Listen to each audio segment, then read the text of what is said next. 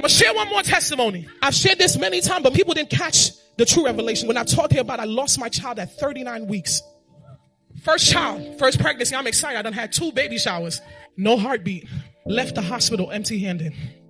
But this is where God doesn't care about what we are limited by today because he can see tomorrow.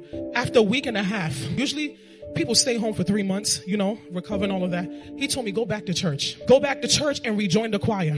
I was a backup singer in choir. I'll be trying a little bit.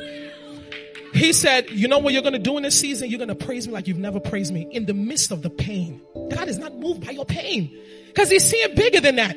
He's trying to use your testimony as an example. Listen, if your trial, if your praise does not cause a revolution, you can't access a key. There is a revolution attached to your praise. He told me, go back to church. And the Sunday he told me to go back was Dedication Sunday. You know what that means? Everybody came with their new babies.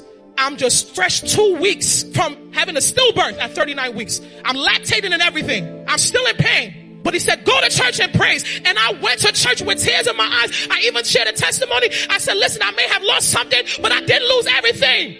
He said, go ahead and walk up with the mothers that are going up with their babies. And I said, Lord, you want me to go through that too? That hurts. He said, you better do it. And because I know my God, I did it with him. I danced with the ladies, even though I was empty-handed. God was setting me up. Guess what happened? The same people I was dancing with came 1 year later to dance with me at the same altar as I carried my bouncing baby boy Samuel. And the miracle behind that is the same day I lost that one is the same day I was given my Samuel. Answered prayer. Exactly 1 year later, September 21st, 2013, I lost that gift. September 21st, 2014, I got an even greater gift. If I wasn't obedient to God, I would have missed the revolution of that praise. When I went to church, people that were complaining began to shut their mouths and shift things around.